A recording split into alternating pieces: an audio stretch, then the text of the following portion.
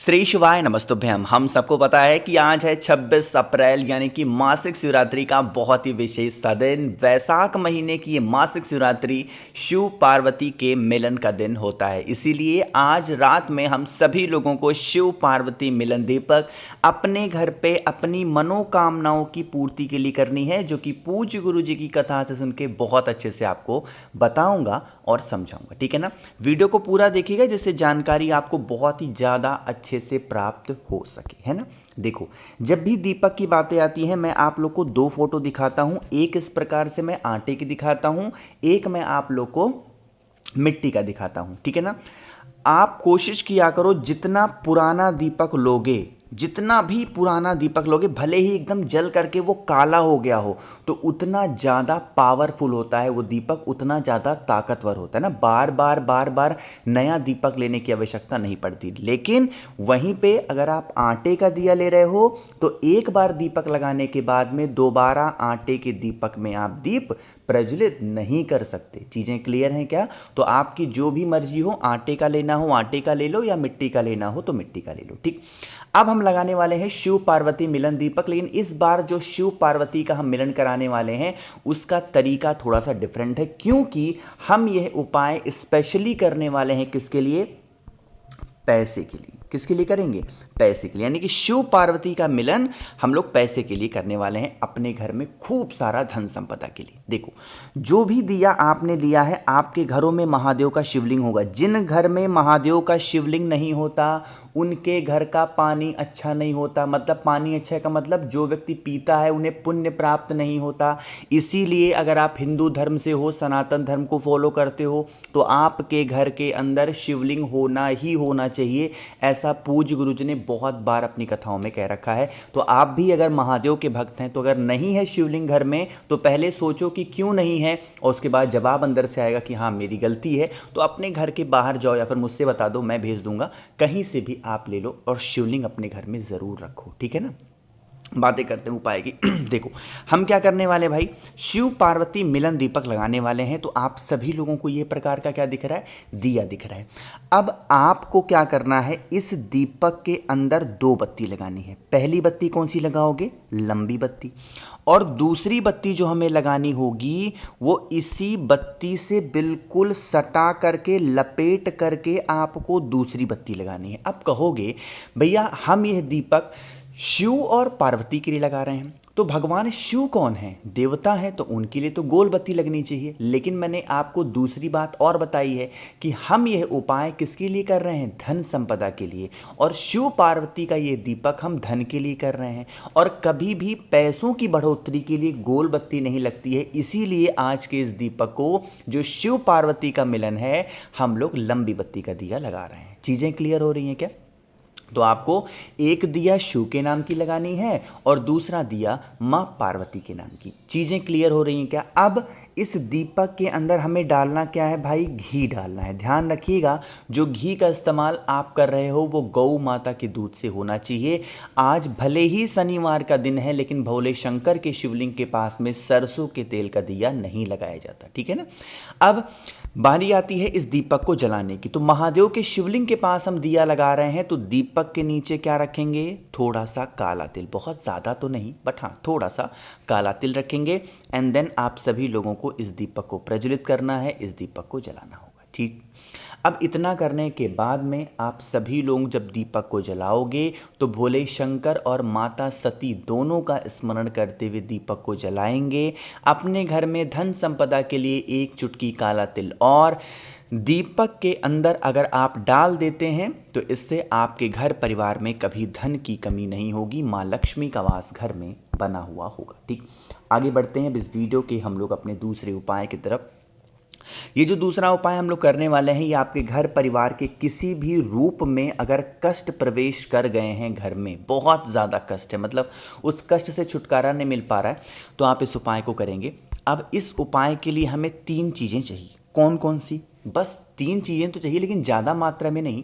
आपको मात्र एक शमी का पत्ता चाहिए, मात्र आपको एक बेल पत्र चाहिए जो कि बहुत ही प्यारी सी हो, सुंदर सी हो, साथ ही साथ एक फूल चाहिए।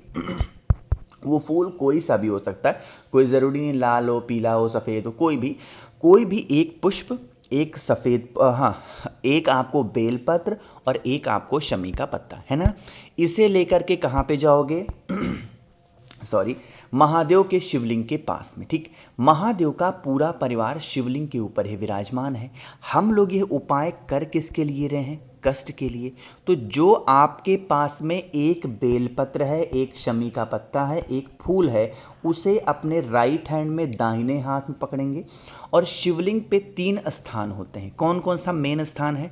ये स्थान होता है माता अशोक सुंदरी का, ये स्थान होता है माता का हस्तकमल, और ये स्थान होता है भोले शंकर का शिवलिंग होता है।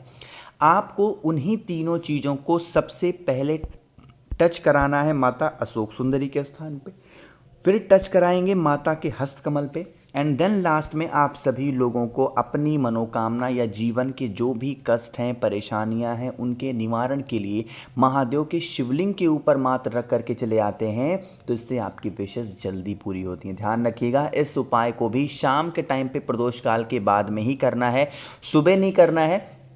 साथ ही को बता दूं, आप इस उपाय को मंदिर में भी कर सकते हैं और अपने घर पे भी ज़रूर कर सकते हैं, ठीक है ना। चलो आगे बढ़ते हैं। अब इस वीडियो के हम लोग अपने तीसरे उपाय की तरफ। ये बहुत स्पेशल उपाय आपको बताने जा रहा हूँ, बहुत ही ज़्यादा इजी, बहुत ज़्यादा आसान सा ये उपाय है। लेकिन उससे पहले मैं आपको बता दूं कि मासिक शिवरात्रि को ध्यान में रखते हुए और 30 अप्रैल को अक्षय तृतीया का ध्यान में रखते हुए आप सभी लोगों के लिए एक बहुत ही शानदार सा मैं ऑफर लेकर के आया हूँ। इस बार मैंने एक नई चीज़ आप लोग के लिए ऐड कर रखी है, सुनिएगा। 7 मुखी रुद्राक्ष हमेशा बताता हूं धन प्राप्ति, और 9 मुखी रुद्राक्ष होता है घर के लड़ाई झगड़े को खत्म करने के लिए। इनमें से कोई भी एक रुद्राक्ष या दोनों आप मुझसे खरीदते हो, लेते हो, तो इसके साथ आप लोग को स्क्रीन पे दिखाई दे रहा होगा एक महादेव का शिवलिंग, जो कि एलईडी के फॉर्मेट में है, प्लास्टिक का शिवलिंग है। जैसे ही हल्का सा जल चढ़ाओगे, इनमें से लाइट जलने लगेगी। तो ये शिवलिंग रुद्राक्ष लेने पर मैं आपको बिल्कुल मुफ्त देने वाला हूं, बिल्कुल फ्री देने वाला हूं, और भी बहुत सारी चीजें फ्री दूंगा। 5 मुखी रुद्राक्ष आपको फ्री मिलने वाला है, 3 मुखी रुद्राक्ष आपको बिल्कुल मुफ्त मिलने वाला है, रुद्राक्ष की माला जप करने के लिए आपको बिल्कुल फ्री में मिलने वाली है, महादेव को समर्पित करने के लिए 50 ग्राम भस्म बिल्कुल फ्री मिलेगा। साथ ही साथ आप लोग को श्री शिवाय नमस्तुभ्यम के 4 स्टिकर आपको बिल्कुल मुफ्त मिलने वाले हैं। तो इन सभी चीज़ों का अगर आपको लाभ उठाना है तो आपको मुझे जल्दी से करना है व्हाट्सएप 9005643345 मेरा व्हाट्सएप नंबर है। ध्यान रखिएगा, कैश ऑन डिलीवरी की सुविधा उपलब्ध है, यानी कि पहले पैसे नहीं देने हैं, जब घर पे पहुंचेंगे तब पैसे देने हैं। ये सुविधा आप लोग के लिए लेकर के आया हूं, ठीक है। जल्दी से ऑर्डर को प्लेस करेंगे। अब बातें करते हैं उपाय की। देखो सबसे पहले समझ लो कि इस तीसरे उपाय के बेनिफिट क्या हैं। रोग, यानी कि कोई ऐसा इंसान है घर में जो रोगी प्रवृत्ति का है, मतलब उसकी रोग बीमारियां ठीक ही नहीं हो पा रही हैं, आप चिंतित रहते हो, आप परेशान रहते हो, देन आप इस उपाय को ज़रूर करेंगे। इसके लिए हमें मात्र 1 चावल का दाना चाहिए, ज़्यादा नहीं, सिर्फ 1 चावल का दाना लीजिए।